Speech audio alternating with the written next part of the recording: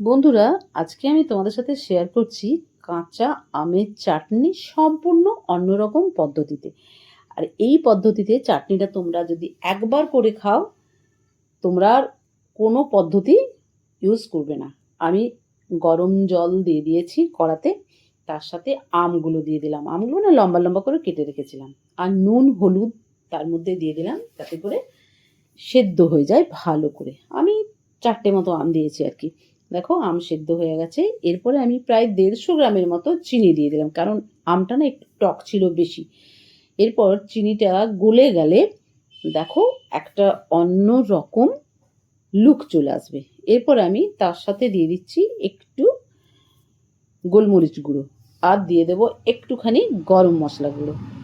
দেখো কালারটা অন্যরকম চলে এসছে। এরপর আমি কড়া থেকে চাটনিটা একটা অন্য বাটিতে নামিয়ে নিচ্ছি।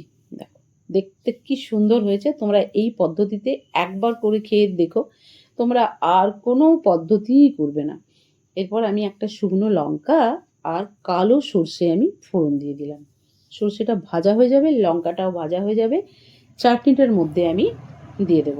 আমি কিন্তু চাটনিটার মধ্যে যখন দেব, আমি ওপর থেকে দেব, একটাও কিন্তু আমি ভেতরে দেব না সর্ষে। সর্ষেটা শুকনো শুকনো থাকলে চাটনিটা যখন খাবো, দাঁতে যখন লাগবে, একটা অপূর্ব স্বাদ পাবো আমি।